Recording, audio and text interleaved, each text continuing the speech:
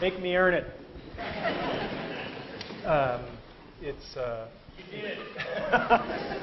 It's wonderful to be here. What Indira didn't tell you is that this lecture series used to be called The Last Lecture. If you had one last lecture to give before you died, what would it be? I thought, damn, I finally nailed the venue, and they renamed it. So, in case there's anybody who wandered in and doesn't know the backstory, my dad always taught me when there's an elephant in the room, introduce them. If you look at my CAT scans, there are approximately 10 tumors in my liver, and the doctors told me 3 to 6 months of good health left. That was a month ago, so you can do the math. I have some of the best doctors in the world. So that is what it is. We can't change it, and we just have to decide how we're going to respond to that. We cannot change the cards we are dealt, just how we play the hand. If I don't seem as depressed or morose as I should be, sorry to disappoint you. And I assure you, I am not in denial. It's not like I'm not aware of what's going on. My family, my 3 kids, my wife, we just decamped. We bought a lovely house in Chesapeake, Virginia, near Norfolk, and we're doing that because that's a better place for the family to be down the road. And the other thing is I am in phenomenally good health right now. I mean, it's the greatest thing of cognitive dissonance you will ever see is the fact that I am in really good shape. In fact, I'm in better shape than most of you.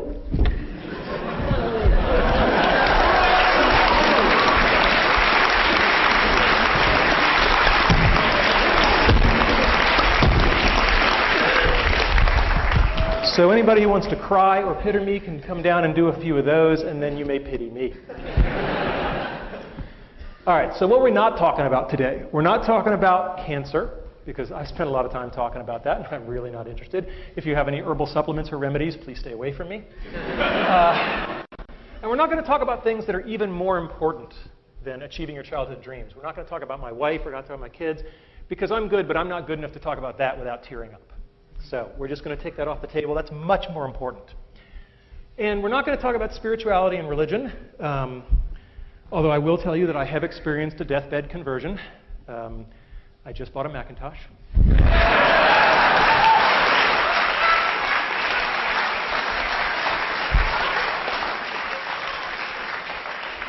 Now, I knew I'd get 9% of the audience with that, but... All right, so what is today's talk about then? It's about my childhood dreams and how I've achieved them. I've been very fortunate that way. How I believe I've been able to enable the dreams, of others. And to some degree, lessons learned. I'm a professor. There should be some lessons learned. And how you can use the stuff you hear today to achieve your dreams or enable the dreams of others. And as you get older, you may find that enabling the dreams of others thing is even more fun. So what were my childhood dreams? Well, I had a really good childhood. I mean, no kidding around. I was going back through the family archives, and what was really amazing was I couldn't find any pictures of me as a kid where I wasn't smiling, right? And that was just a very gratifying thing. There was our dog, right? Aw, thank you. And there I actually have a picture of me dreaming. Right? And I did a lot of that, There's a lot of wake ups, And it was an easy time to dream. I was born in 1960, right? When you're 8 or 9 years old and you look at the TV set and men are landing on the moon, anything is possible. And that's something we should not lose sight of, is that the inspiration and the permission to dream is huge. So what were my childhood dreams? You may not agree with this list, but I was there. Being in zero gravity, playing in the National Football League, authoring an article in the World Book Encyclopedia. I guess you can tell the nerds early. Being Captain Kirk. Anybody here have that childhood dream? Not at CMU, no. I wanted to become one of the guys who won the big stuffed animals in the amusement park, and I wanted to be an Imagineer with Disney, right? These are not sorted in any particular order, although I think they do get harder, except for maybe the first one. Okay, so being in zero gravity. Now, it's important to have specific dreams. I did not dream of being an astronaut, because when I was a little kid, I wore glasses, and they told me, oh, astronauts can't have glasses. And I was like, I didn't really want the whole astronaut gig. I just wanted the floating. So, and as a child, prototype 0.0. But that didn't work so well. And it turns out that NASA has something called the Vomit Comet that they use to train the astronauts. And this thing does parabolic arcs. And at the top of each arc, you get about 25 seconds where you're ballistic, and you get about a rough equivalent of weightlessness for about 25 seconds. And there is a program where college students can submit proposals, and if they win the competition, they get to fly. And I thought that was really cool, and we had a team, and we put a team together, and they won, and they got to fly. And I was all excited because I was going to go with them. And then I hit the first brick wall, because they made it very clear that under no circumstances were faculty members allowed to fly with the teams. I know, I was heartbroken, right. I was like, but I worked so hard. And so I read the literature very carefully, and it turns out that NASA, it's part of their outreach and publicity program. And it turns out that the students were allowed to bring a local media journalist from their hometown.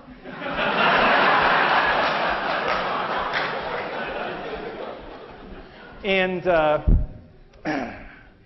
Randy Pausch, web journalist. It's really easy to get a press pass.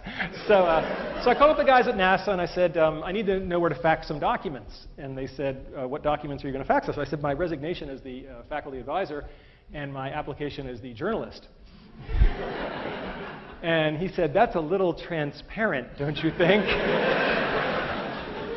And I said, yeah, but our project is virtual reality, and we're going to bring down a whole bunch of VR headsets, and all the students from all the teams are going to experience it, and all those other real journalists are going to get to film it. Jim Foley's going, ah, you bastard, yes. And the guy said, here's the fax number. So, and indeed, we kept our end of the bargain.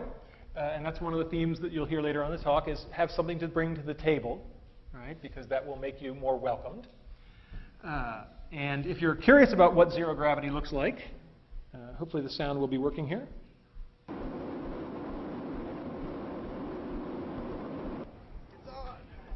right, go get him, Mozzie. This is fantastic. It's just amazing. It's nothing like I expected. We are having a great time. There I am. I don't think any of us have so far. This is awesome. You got one, Mozzie. That's good. You got a ball for you, Mons. You do pay the piper at the bottom. So, childhood dream number one? Check. All right, let's talk about football. My dream was to play in the National Football League. And most of you don't know that I actually no. No, I did not make it to the National Football League. But I probably got more from that dream and not accomplishing it than I got from any of the ones that I did accomplish. I had a coach. I signed up when I was 9 years old. I was the smallest kid in the league by far. And I had a coach, Jim Graham, who was 6'4". He had played linebacker at Penn State. He was just this hulk of a guy, and he was old school. Okay, I mean really old school. Like he thought the forward pass was a trick play. And he showed up for practice the first day, and this big hulking guy. We were all scared to death of him, and he hadn't brought any footballs. How are we going to have practice without any footballs? And one of the other kids said, excuse me, Coach, but there's no football. And Coach Graham said, right, how many men are on a football field at a time? So he said, 11 on a team, 22. And Coach Graham said, all right, and how many people are touching the football at any given time?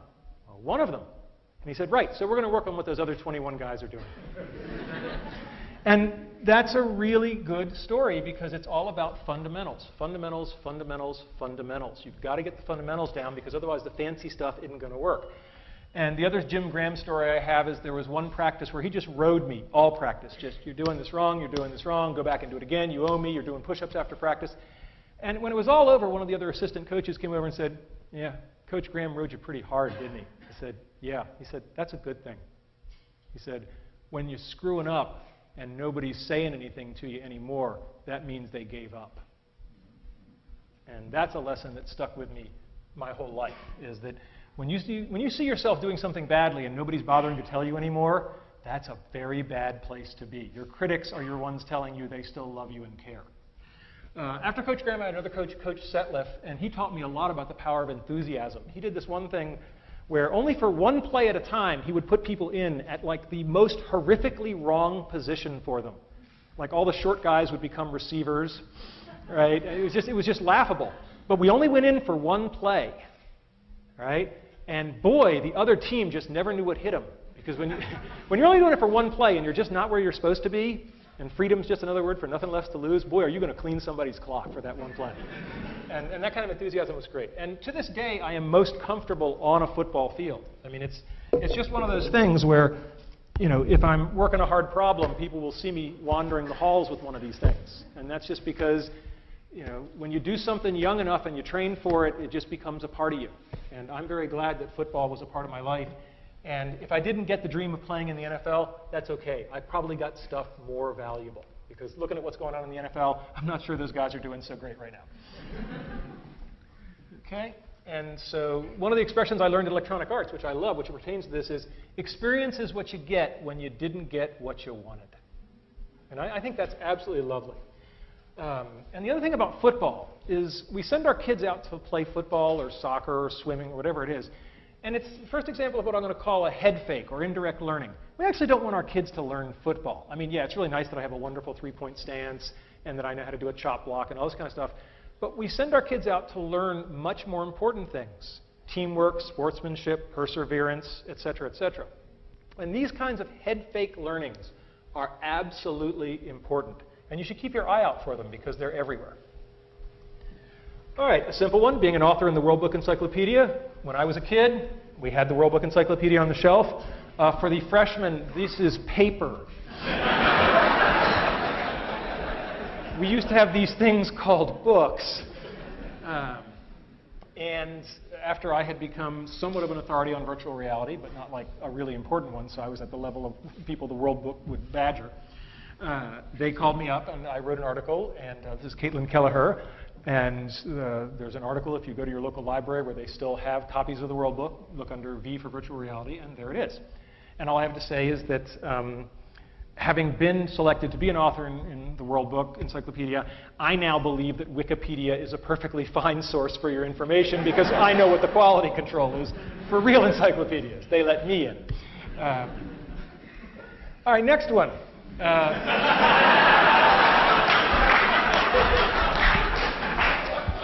At a certain point, you just realize there's some things you're not going to do, so maybe you just want to stand close to the people. And I mean, my God, what a role model for young people. I mean, just this is everything you want to be.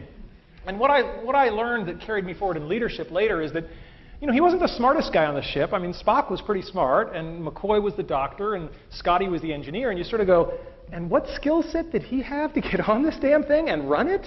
And, you know, clearly there's this skill set called leadership. And, you know, whether or not you like the series, there's no doubt that there was a lot to be learned about how to lead people by watching this guy in action. So, and he just had the coolest damn toys, right?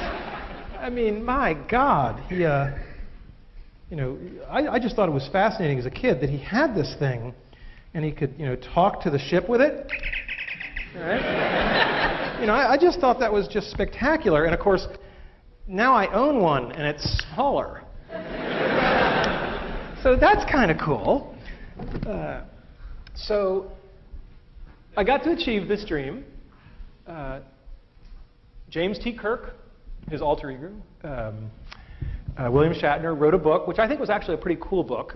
It was with Chip Walter, who is a Pittsburgh-based author who's quite good.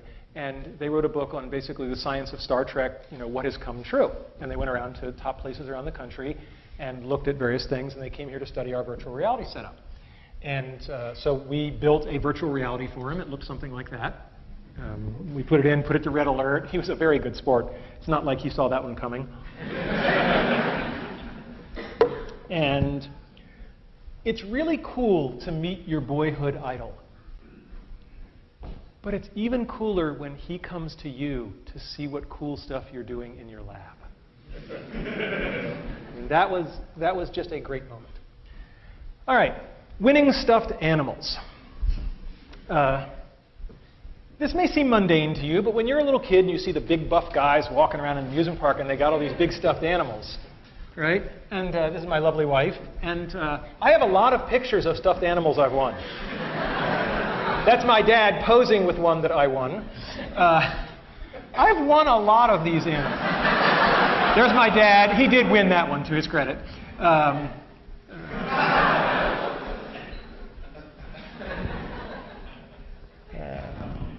Right? And this was just a big part of my life and my family's life. But, I can hear the cynics. In this age of digitally manipulated things, maybe those bears really aren't in the picture with me. Or maybe I paid somebody $5 to take a picture in the theme park next to the bear. And I said, how in this age of cynicism can I convince people? And I said, I know. I can show them the bears. Bring them out.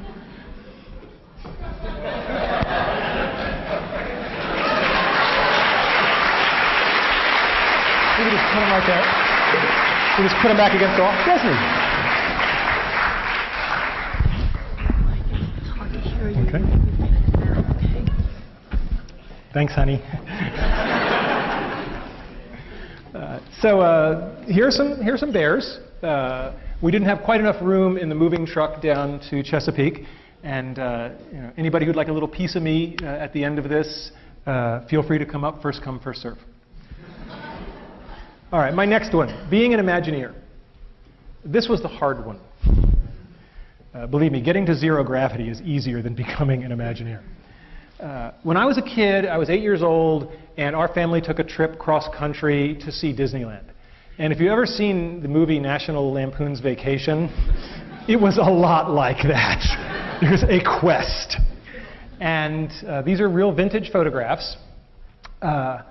And there I am in front of the castle, and there I am. And for those of you who are into foreshadowing, this is the Alice ride. And I just thought this was just the coolest environment I'd ever been in. And instead of saying, gee, I want to experience this, I said, I want to make stuff like this. And so I bided my time, and then I graduated with my PhD from Carnegie Mellon, thinking that meant me infinitely qualified to do anything. And I dashed off my letters of application to Walt Disney Imagineering, and they sent me some of the damn nicest go-to-hell letters I've ever gotten. It was just, we have carefully reviewed your application, and presently we do not have any positions available which require your particular qualifications. Now think about the fact that you're getting this from a place that's famous for guys who sweep the street, right? So that was a bit of a setback. But remember, the brick walls are there for a reason, right? The brick walls are not there to keep us out. The brick walls are there to give us a chance to show how badly we want something. Because the brick walls are there to stop the people who don't want it badly enough. They're there to stop the other people.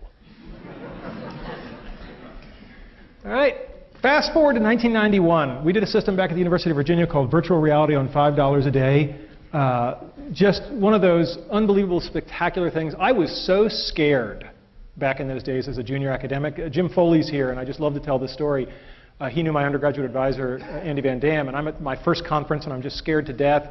And this icon in the user interface community walks up to me and just out of nowhere just gives me this huge bear hug, and he says, that was from Andy. And that was when I thought, okay, maybe I can make it, all right? Maybe I do belong. And a similar story is that this was just this unbelievable hit because at the time everybody needed $500,000 to do virtual reality, and everybody felt frustrated. And we literally hacked together a system for about $5,000 in parts and made a working VR system. And people were just like, oh my God, it's like the Hewlett-Packard Garage thing. This is so awesome. And so I'm giving this talk, and the room has just gone wild. And during the Q&A, a guy named Tom Furness, who was one of the big names in virtual reality at the time, he goes up to the microphone and he introduces himself. And I didn't know what he looked like, but I sure as hell knew the name. And he asked a question. And I was like, I'm sorry, did you say you're Tom Furness? And he said, yes. I said, then I would love to answer your question, but first, will you have lunch with me tomorrow? And there's a lot in that little moment, right? There's a lot of humility, but also asking a person where he can't possibly say no.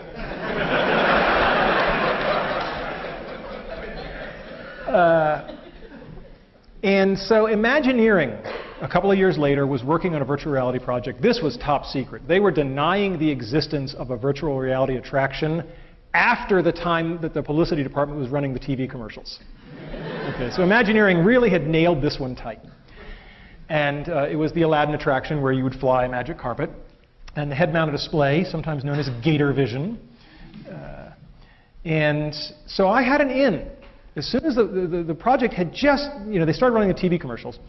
And I had been asked to brief the Secretary of Defense on the state of virtual reality. Okay, Fred Brooks and I had been asked to brief the Secretary of Defense.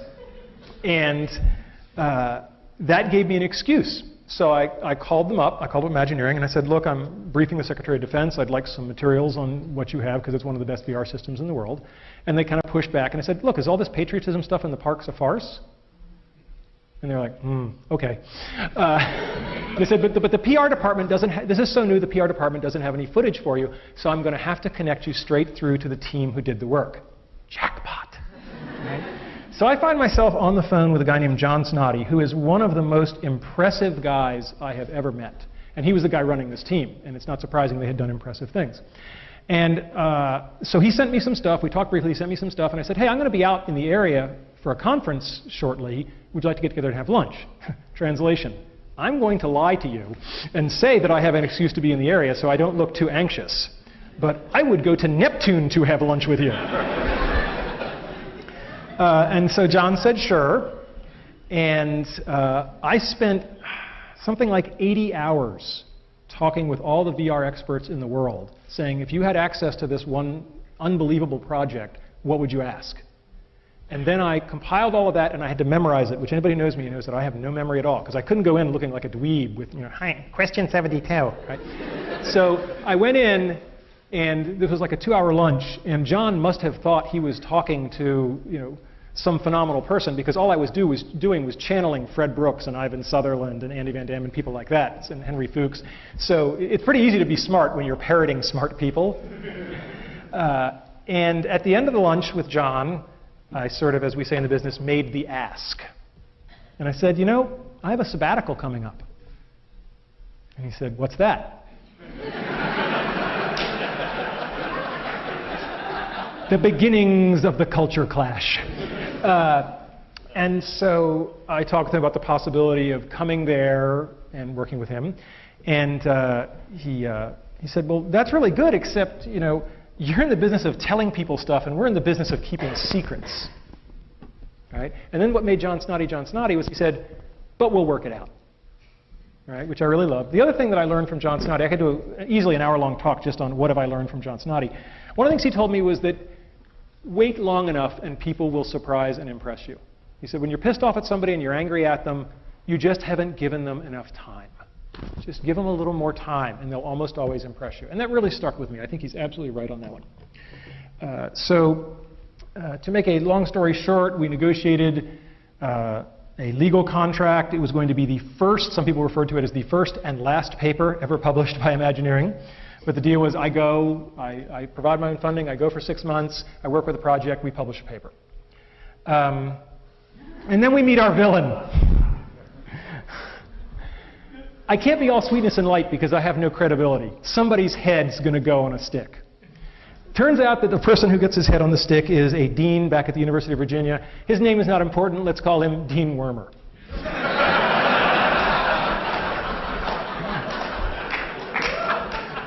And Dean Wormer has a meeting with me where I say I want to do this sabbatical thing, and I've actually gotten the Imagineering guys to let an academic in, which is insane. I mean, if John hadn't gone nuts, this would never have been a possibility. This is a very secretive organization. And Dean Wormer looks at the paperwork and he says, well, it says they're going to own your intellectual property. And I said, yeah, we got the agreement to publish the paper. There is no other IP. I don't do patentable stuff. And he says, yeah, but you might. So deal's off, and just get them to change that little clause there, and then come back to me. I'm like, excuse me? And then I said to him, I want you to understand how important this is. If we can't work this out, I'm going to take an unpaid leave of absence, and I'm just going to go there, and I'm going to do this thing. And he said, hey, I might not even let you do that. I mean, you've got the IP in your head already, and maybe they're going to suck it out of you, so that's not going to fly either.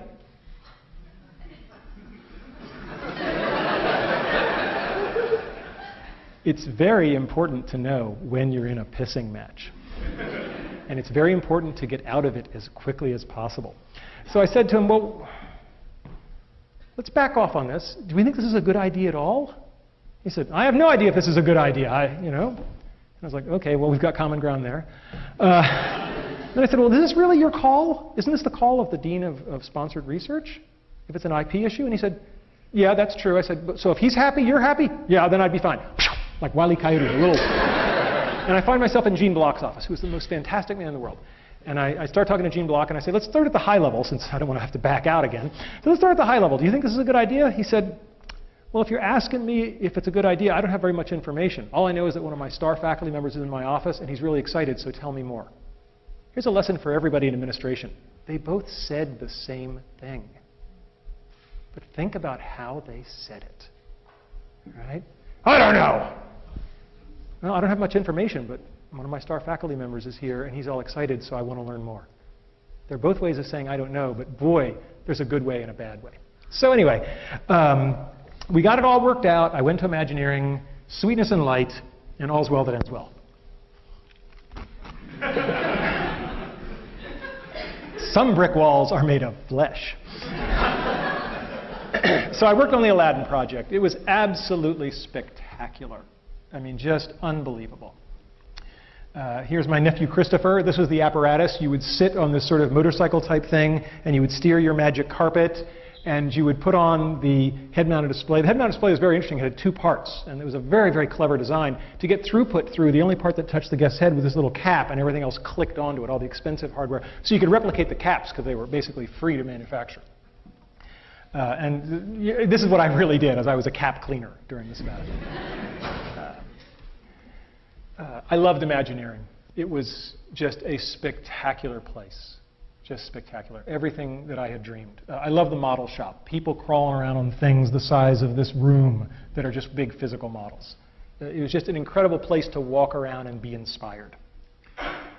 I'm always reminded of when I went there and people said, do you think the expectations are too high? And I said, you ever see the movie Charlie and the Chocolate Factory, Willy Wonka and the Chocolate Factory, where Gene Wilder says to the little boy Charlie, he's about to give him the chocolate factory, he says, well, Charlie, did anybody ever tell you the story of the little boy who suddenly got everything he ever wanted?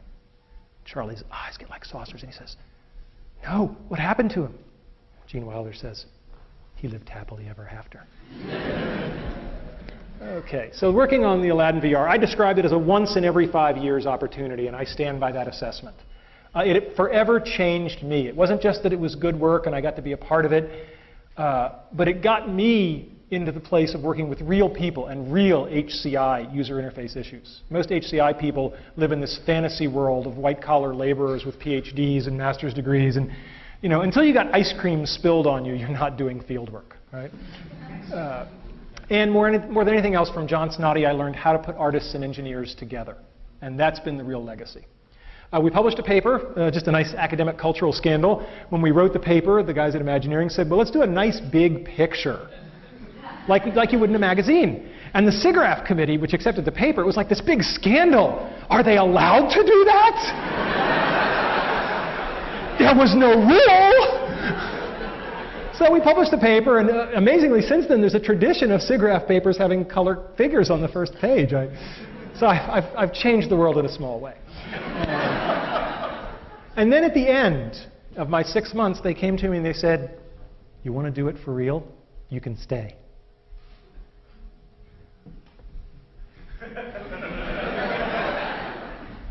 And I said no. One of the only times in my life I have surprised my father. He was like, you what? He said, since you were, all you wanted, and now they got it, and you're like, huh? There was a bottle of Maalox in my desk drawer. Be careful what you wish for. It was a particularly stressful place. Imagineering in general is actually not so Maalox-laden, but the lab I was in, John left in the middle. And it was a lot like the Soviet Union.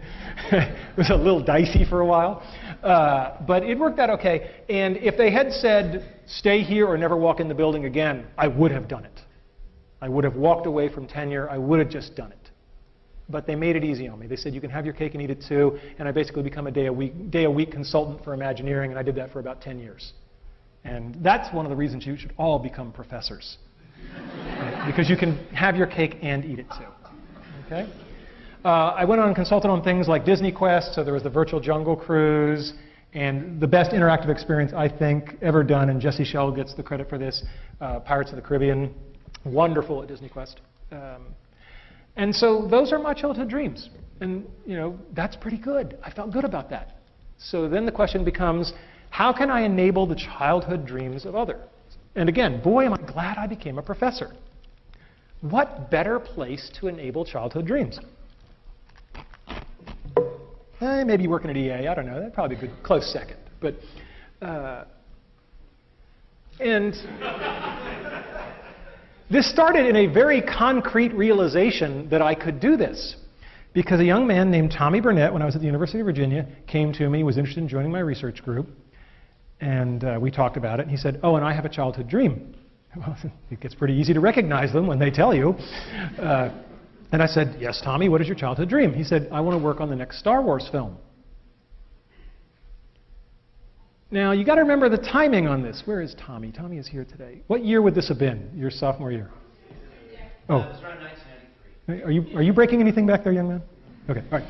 So in 1993, and I said to Tommy, you know they're probably not going to make those next movies.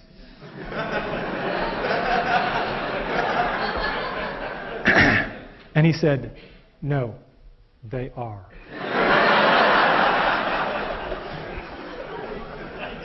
And Tommy worked with me for a number of years as an undergraduate and then as a staff member. And then when I moved to Carnegie Mellon, every single member of my team came from Virginia to Carnegie Mellon, except for Tommy, because he got a better offer.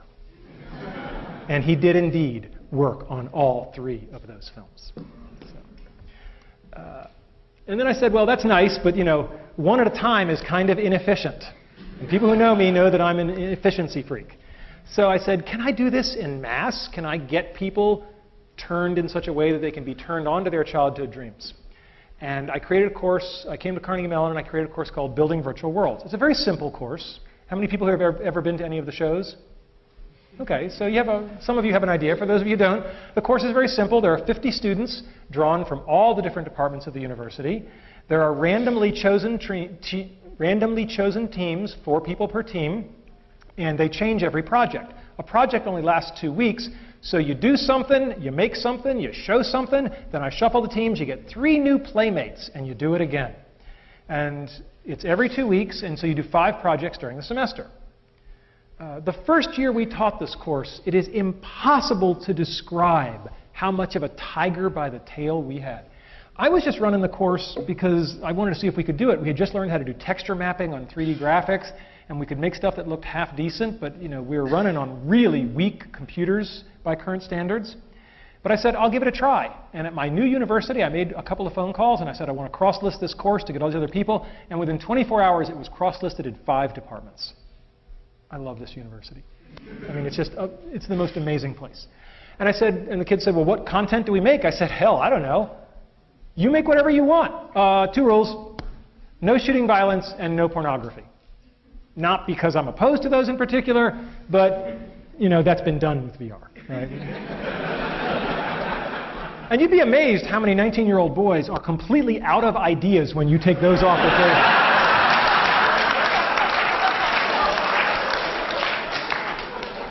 Anyway, so I taught the course. The first assignment, I gave it to them. They came back in 2 weeks, and they just blew me away. I mean, the work was so beyond, literally, my imagination. Because I'd copied the process from Imagineering's VR lab, but I had no idea what they could or couldn't do with it as undergraduates and how, because their tools were weaker. And they came back in the first assignment, and they did something that was so spectacular that I literally did 10 years as a professor, and I had no idea what to do next. So I called up my mentor. I called up Andy Van Dam. And I said, Andy, I just gave a 2-week assignment, and they came back and did stuff that if I'd given them a whole semester, I would have given them all A's. Sensei, what do I do? And Andy thought for a minute, and he said, you go back into class tomorrow, and you look them in the eye, and you say, guys, that was pretty good, but I know you can do better. And that was exactly the right advice, because what he said was, you obviously don't know where the bar should be. And you're only going to do them a disservice by putting it anywhere. And boy, was that good advice, because they just kept going. And during that semester, it became this underground thing. I'd walk into a class with 50 students in it, and there were 95 people in the room. Because it was the day we were showing work, and people's roommates and friends and parents. I'd never had parents come to class before. It was flattering and somewhat scary. And so it snowballed, and we had this bizarre thing of, we got to share this. If there's anything I've been raised to do, it's to share. And I said, we got to show this at the end of the semester. We got to have a big show. And we booked this room, Economy. I have a lot of good memories in this room. And we booked it not because we thought we could fill it, but because it had the only AV setup that would work. Because this was a zoo, right? Computers and everything. And then we filled it. And we more than filled it. We had people standing in the aisle. I will never forget the dean at the time, Jim Morris, was sitting on the stage right about there. We had to kind of scoot him out of the way.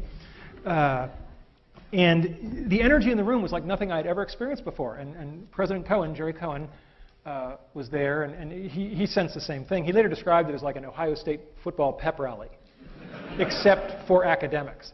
And he came over and he asked exactly the right question. He said, before you start, he said, I got to know, where are these people from? He said, the audience, what departments are they from? And we polled them, and it was all the departments. And I felt very good, because I had just come to campus, he had just come to campus, and my new boss had seen in a very corporal way that this is the university that puts everybody together. And that made me feel just tremendous.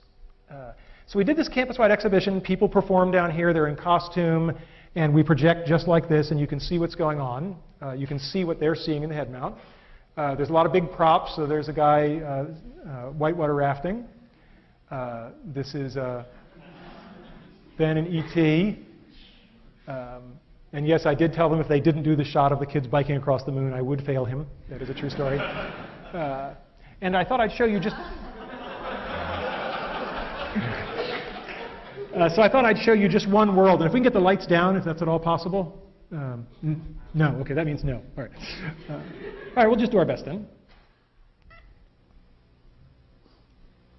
Oh, hello there. I'm lonely. Make me a world.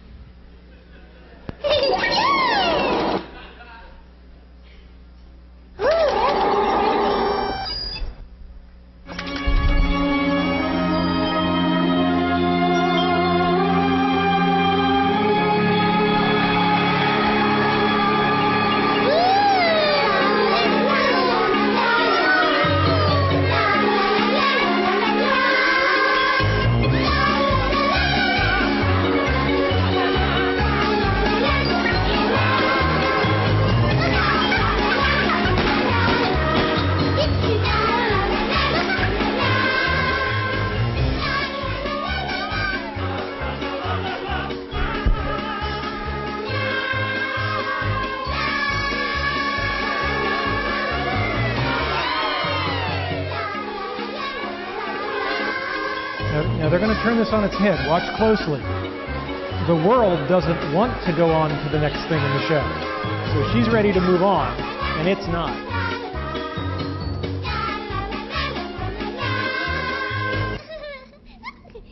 What are you doing? Can't end this now. But there's so many other worlds that have to go. But our world is the best world. Hey, no!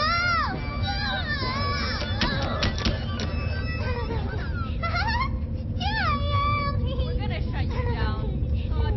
Control Alt Delete. Not Control Alt Delete.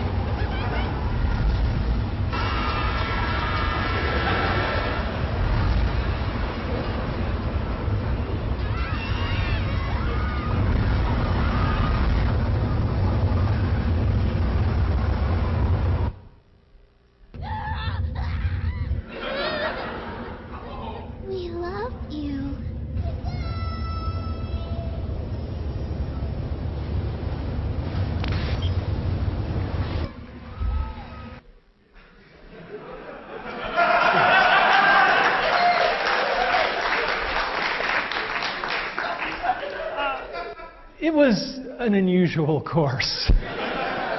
With some of the most brilliant, creative students from all across the campus. It just was a joy to be involved with. And they took the whole stage performance aspect of this way too seriously. And it became this campus phenomenon every year. People would line up for it. It was very flattering. And it gave kids a sense of excitement of putting on a show for people who were then excited about it. And I think that that's one of the best things you can give somebody, the chance to show them what it feels like to make other people get excited and happy. I mean, that's a tremendous gift. We always tried to involve the audience, whether it was people with glow sticks or batting a beach ball around or driving. This is really cool. This technology actually got used at the Spider-Man 3 premiere in LA, so the audience was controlling something on the screen. So that's kind of nice. And I don't have a class fixture from every year, but I dredged all the ones that I do have. And all I can say is that what a privilege and an honor it was to teach that course for something like 10 years. And all good things come to an end, and I stopped teaching that course about a year ago. People always ask me, what was my favorite moment? I don't know if you can have a favorite moment, but boy, there's one I'll never forget. This was a world with, I believe, a roller skating ninja. And one of the rules was that we performed these things live, and they all had to really work. And the moment it stopped working, we went to your backup videotape. And this was very embarrassing. So we have this ninja on stage, and he's doing this roller skating thing, and the world, it did not crash gently. And I come out, and I believe it was Steve Audio, wasn't it? Was it? Where is he? Okay, where's Steve? Ah, my man, Steve Audio. And talk about quick on your feet, right? I say, Steve, I'm sorry, but your world has crashed, and we're going to go to videotape. And he pulls out his ninja sword and says, I am dishonored! Wah! And just drops.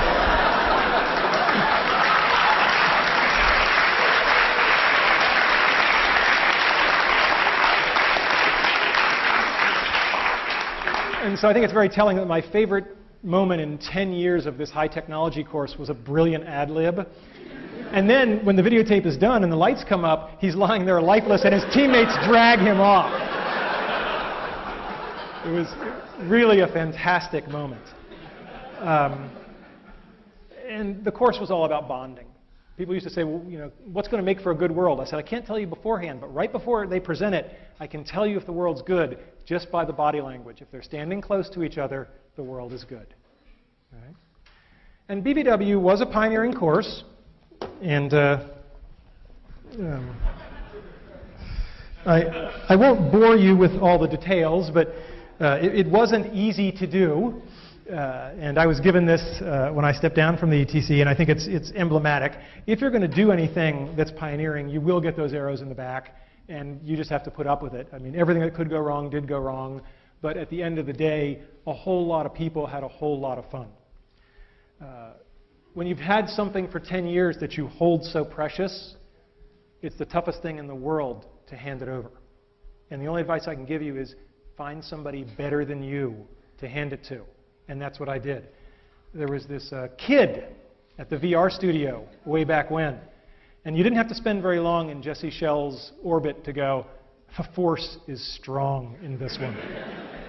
And one of my two greatest accomplishments, I think, for Carnegie Mellon were that I got Jessica Hodgins and Jesse Schell to come here and join our faculty. And I was thrilled when I could hand this over to Jesse. And to no one's surprise, he has really taken it up to the next notch. And you know, the course is in more than good hands, it's in better hands. But it was just one course. And then we really took it up a notch. And we created what I would call the Dream Fulfillment Factory. Don Marinelli and I got together, and with the university's blessing and encouragement, we made this thing out of whole cloth that was absolutely insane, should never have been tried. All the sane universities didn't go near this kind of stuff, creating a tremendous opportunistic void. So the Entertainment Technology Center was all about artists and technologists working in small teams to make things. It was a 2-year professional master's degree. And Don and I were two kindred spirits. We're very different. Anybody who knows us knows that we're very different people. And we like to do things in a new way. And the truth of the matter is that we're both a little uncomfortable in academia. I used to say that I'm uncomfortable as an academic because I come from a long line of people who actually worked for a living. So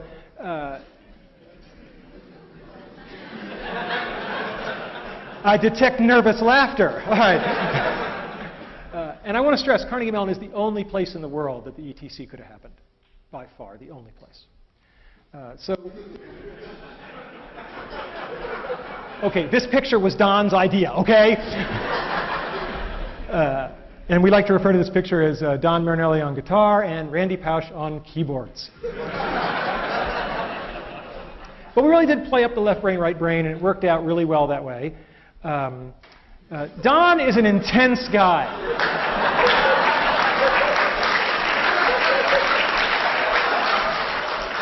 And Don and I shared an office. And at first it was a small office.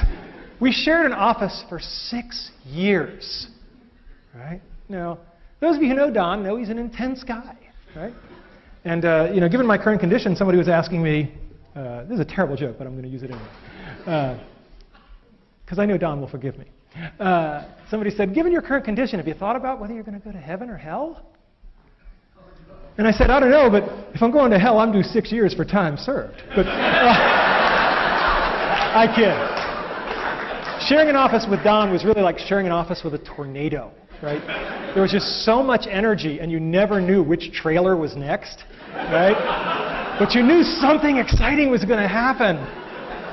And there was so much energy. And I do believe in giving credit where credit is due. So in my typically visual way, right, if Don and I were to split the success for the ETC, he clearly gets the lion's share of it. He did the lion's share of the work. Okay, he had the lion's share of the ideas. It was a great teamwork. I think it was a great yin and yang, but it was more like yin and yang. Right? And he deserves that credit, and I give it to him because the ETC is a wonderful place. And he's now running it, and he's taking it global. We'll talk about that in a second. Describing the ETC is really hard, and I finally found a metaphor.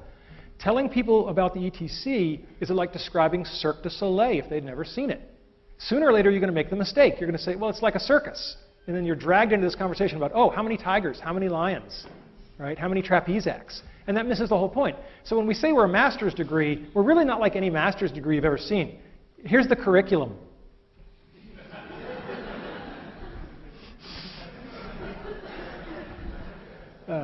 The curriculum ended up looking like this. All I want to do is visually communicate to you that you do 5 projects in building virtual worlds, then you do 3 more. All of your time is spent in small teams making stuff. None of that book learning thing. Don and I have no patience for the book learning thing. It's a master's degree. They already spent 4 years doing book learning. Right? By now, they should have read all the books.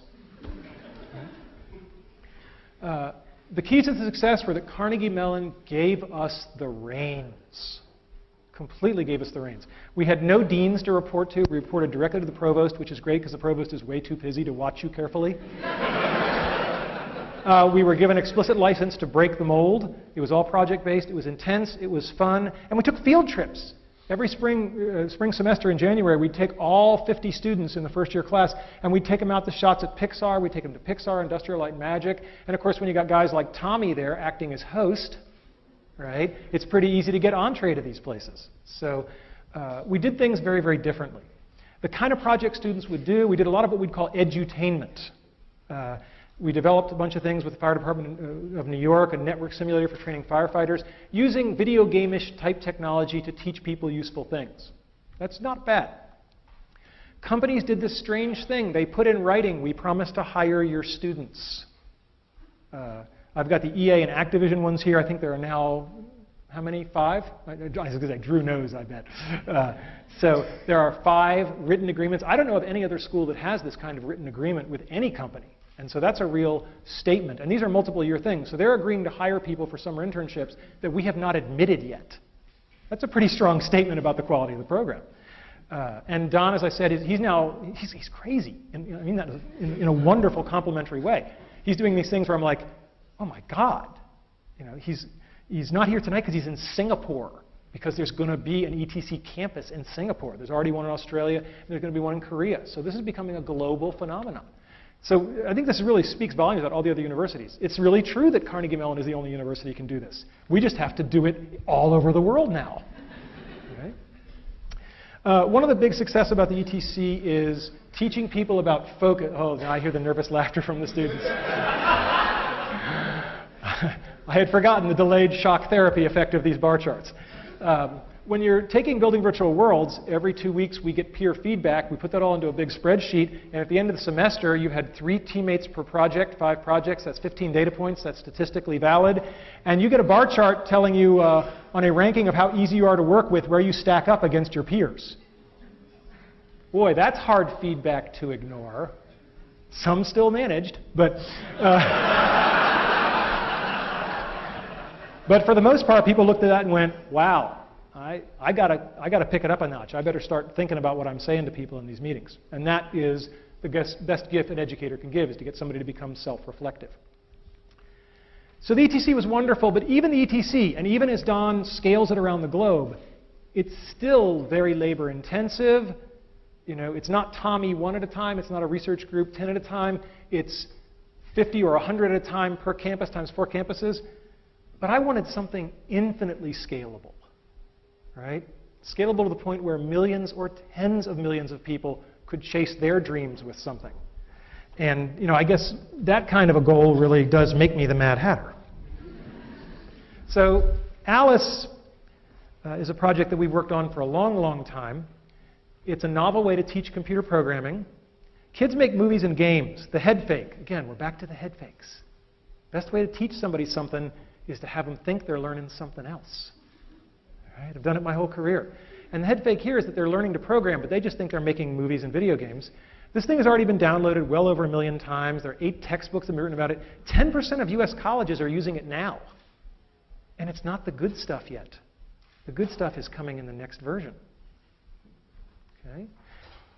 I, like Moses, get to see the promised land, but I won't get to set foot in it. And that's okay, because I can see it. And the vision is clear. Millions of kids having fun while learning something hard. That's pretty cool. I can deal with that as a legacy. The next version is going to come out in 2008. It's going to be teaching the Java language if you want them to know they're learning Java. Otherwise, they'll just think that they're writing movie scripts. We're getting the characters from the best-selling PC game in history, The Sims. And this is all already working in the lab. So there's no real technological risk. I don't have time to thank and mention everybody in the Alice team, but I just want to say that Dennis Cosgrove is going to be building this, has been building this. He is the designer. It's his baby. And for those of you who are wondering, well, you know, in some number of months, who should I be emailing about the Alice project? Where's Wanda Dan? Oh, there you are. Stand up. Let them all see you. Everybody say, hi, Wanda. Hi. Send her the email. And I'll talk a little bit more about Caitlin Kelleher, but she's graduated with her PhD and is at Washington University, and she's going to be taking this up a notch and going to middle schools with it. So grand vision, and you know, to the extent that you can live on in something, I will live on in Alice.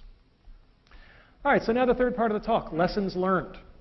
You know, we've talked about my dreams. We've talked about helping other people enable their dreams. Somewhere along the way, there's got to be some aspect of what lets you get to achieve your dreams. First one is the role of parents, mentors, and students. I was blessed to have been born to 2 incredible people.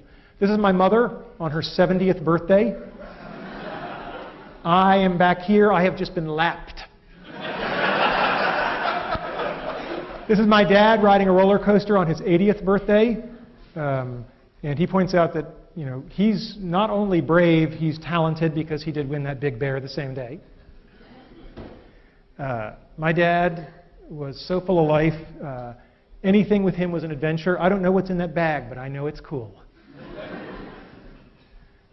My dad dressed up as Santa Claus, but he also did very, very significant things to help lots of people. This is a dormitory in Thailand that my mom and dad underwrote, and every year about 30 students get to go to school who wouldn't have otherwise. This is something my wife and I have also been involved in heavily. And these are the kind of things that I think everybody ought to be doing, helping others. But the best story I have about my dad is, unfortunately, my dad passed away a little over a year ago. And when we were going through his things, he had fought in World War II in the Battle of the Bulge. And when we were going through his things, we found out he had been awarded the Bronze Star for Valor. My mom didn't know it. In 50 years of marriage, it had just never come up. My mom. Mothers are people who love you even when you pull their hair. I have two great mom stories. When I was here studying to get my PhD and I was taking something called the theory qualifier, which I can definitively say is the second worst thing in my life after chemotherapy. And I was complaining to my mother about how hard this test was and how awful it was. And she just leaned over and she patted me on the arm and she said, "We know how you feel, honey. And remember, when your father was your age, he was fighting the Germans."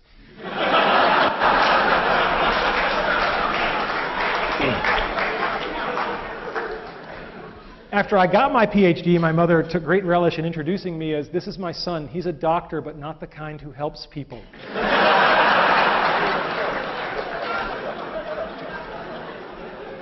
These slides are a little bit dark, but when I was in high school, I decided to paint my bedroom. I'd always wanted a submarine and an elevator. And the great thing about this...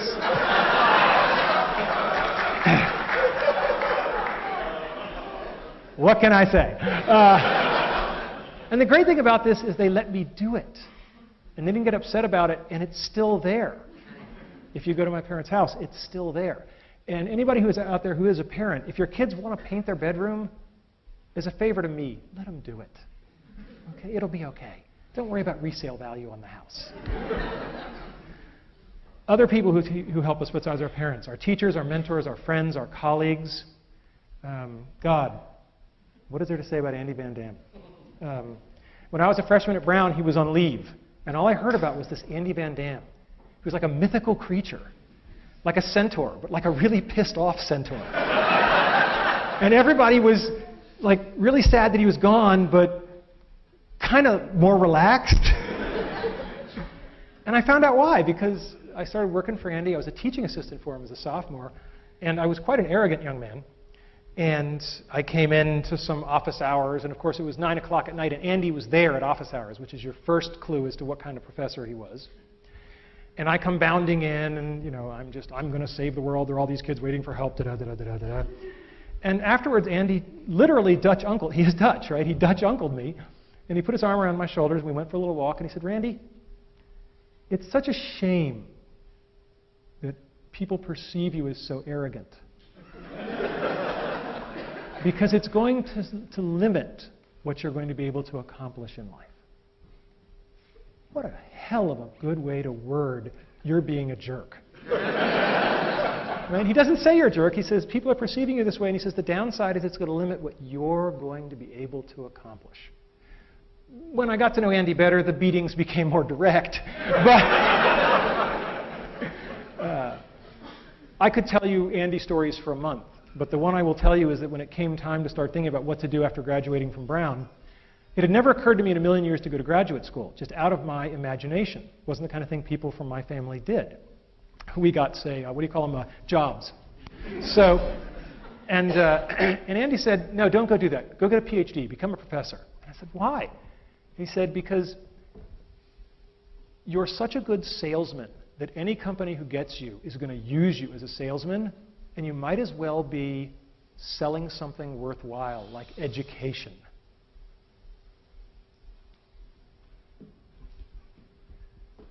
Thanks. Andy was my first boss, so to speak. I was lucky enough to have a lot of bosses. That red circle was way off. Al's over here. I don't know what the hell happened there. He's probably watching this on the webcast going, "My God, he's targeting, and he still can't aim." All right. I don't want to say much about the great bosses I've had, except that they were great.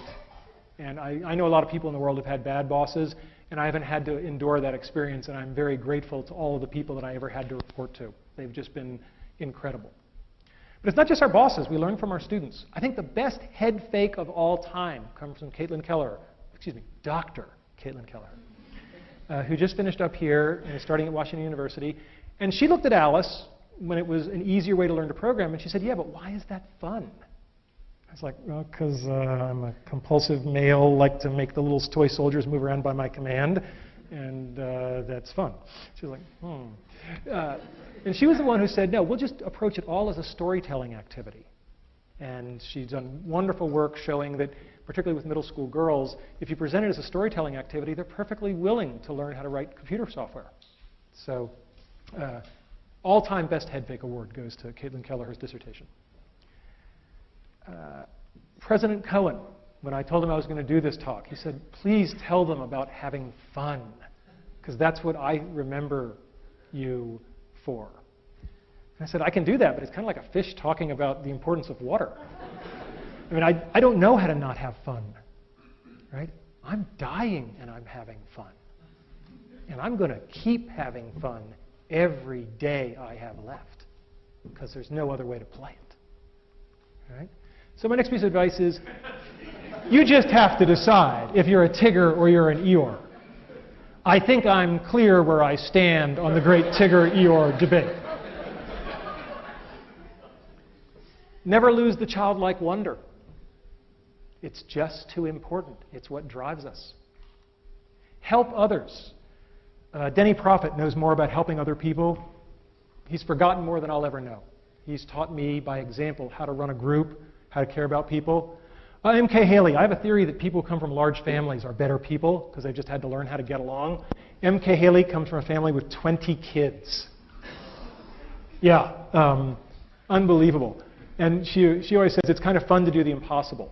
When I first got to Imagineering, she was one of the people who dressed me down. And she said, I understand you've joined the Aladdin Project. What can you do? And I said, well, I'm a tenured professor of computer science. And she said, well, that's very nice, Professor Boy, but that's not what I asked. I said, what can you do?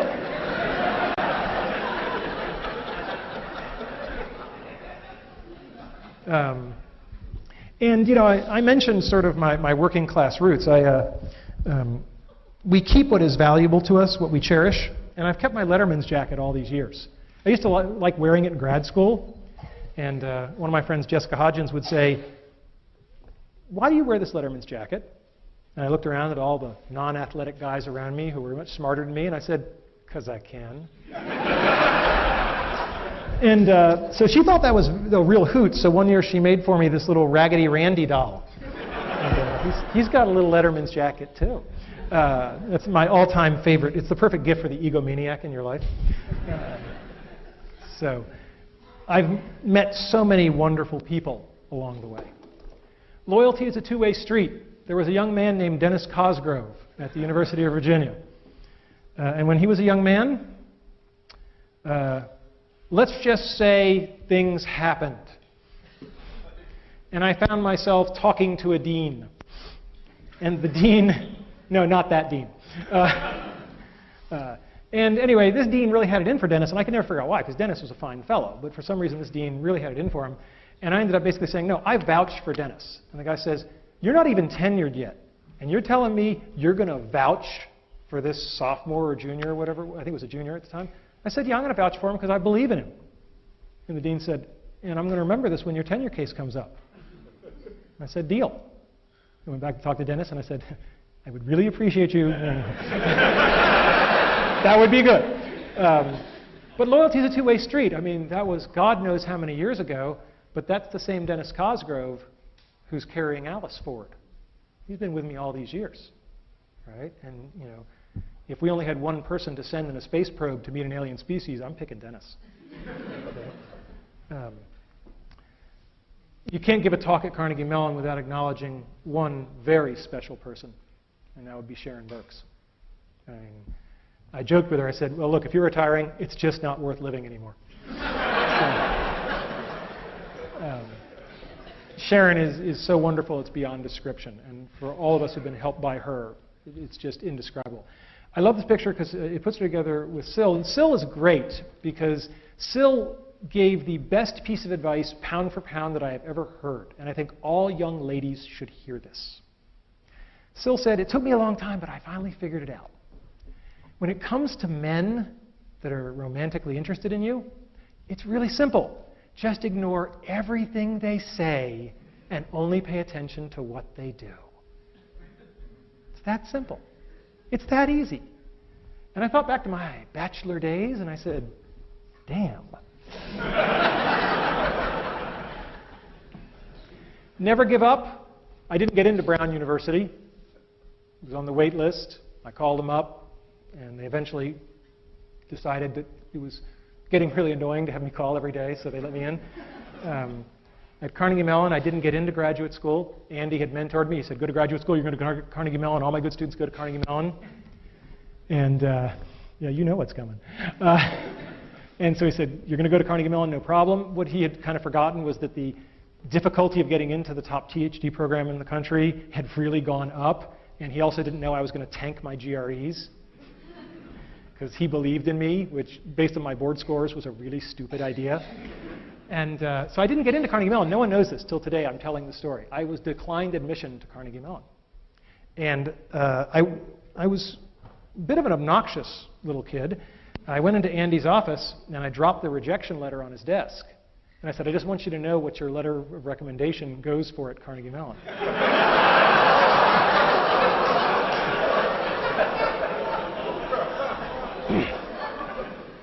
And before the letter had hit his desk, his hand was on the phone, and he said, I will fix this.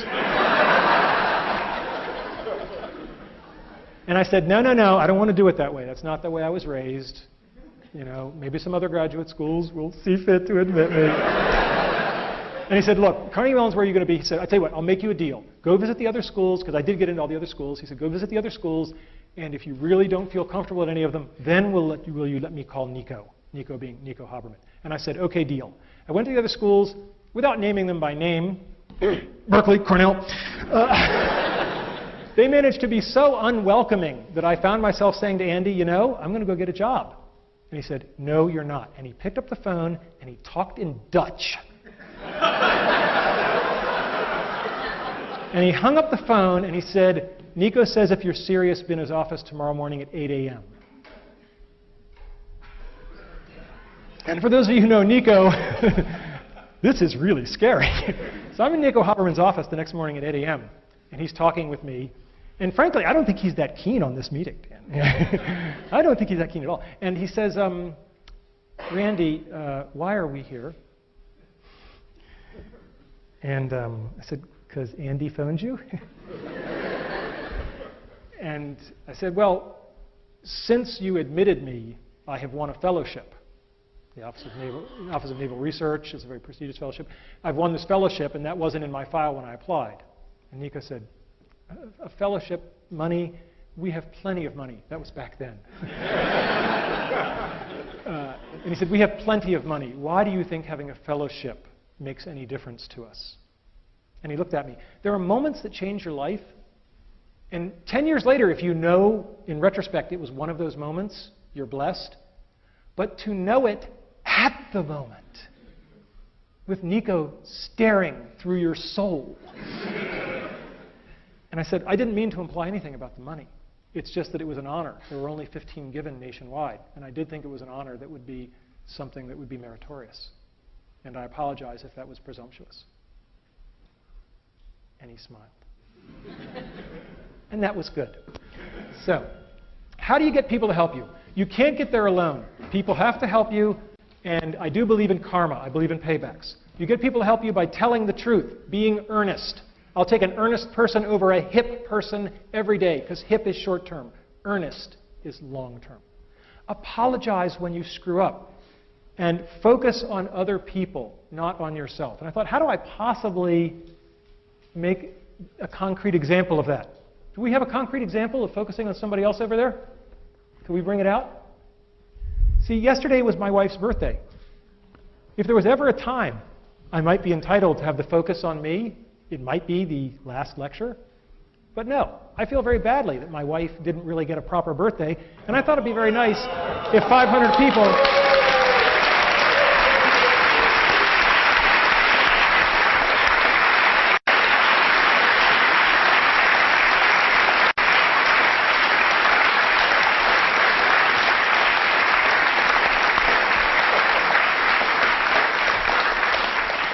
Happy birthday to you. Her name is Jay. Happy birthday to you. Happy birthday, dear Jay. Happy birthday to you.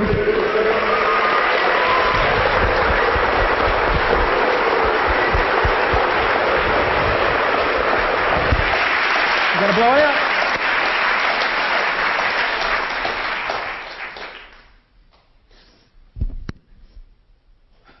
All right.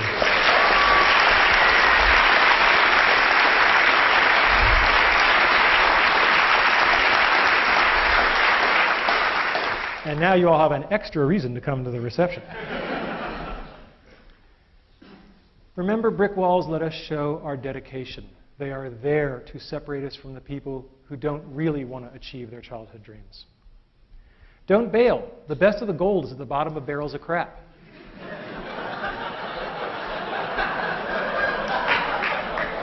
What Steve didn't tell you was the big sabbatical at EA. I'd been there for 48 hours, and they loved the ETC. We were the best. We were the favorites. And then somebody else pulled me aside and said, oh, by the way, we're about to give $8 million to USC to build a program just like yours. We're hoping you could help them get it off the ground.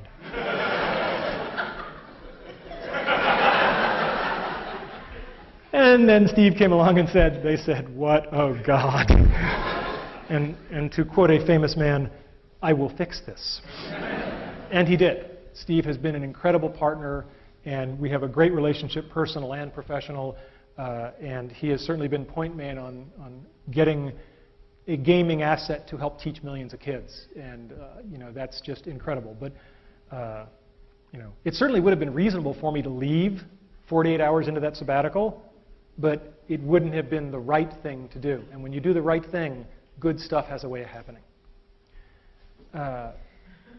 Get a feedback loop and listen to it. Your feedback loop can be this dorky spreadsheet thing I did, or it can just be one great man who tells you what you need to hear. The hard part is the listening to it. Anybody can get chewed out. Right? It's the rare person who says, oh my God, you're right, as opposed to, no, wait, the real reason is, right? We've all heard that. When people give you feedback, cherish it and use it. Show gratitude. When I got tenure, I took all of my research team down to Disney World for a week. And one of the other professors at Virginia said, how can you do that? I said, these people just busted their ass and got me the best job in the world for life. How could I not do that? Right? Don't complain, just work harder. Right? It's a picture of Jackie Robinson. It was in his contract not to complain even when the fans spit on him. Right? Be good at something. It makes you valuable. Work hard. People, I got tenure a year early, as Steve mentioned. Junior faculty members used to say to me, wow, you got tenure early. What's your secret? I said, it's pretty simple. Call me any Friday night in my office at 10 o'clock and I'll tell you. Find the best in everybody. One of the things that John Snoddy, as I said, told me is that you might have to wait a long time, sometimes years, but people will show you their good side. Just keep waiting, no matter how long it takes. No one is all evil. Everybody has a good side. Just keep waiting. It will come out. And be prepared. Luck is truly where preparation meets opportunity. So today's talk was about my childhood dreams, enabling the dreams of others, and some lessons learned. But did you figure out the head fake? It's not about how to achieve your dreams. It's about how to lead your life. If you lead your life the right way, the karma will take care of itself. The dreams will come to you. Have you figured out the second head fake? Talk's not for you. It's for my kids. Thank you all. Good night.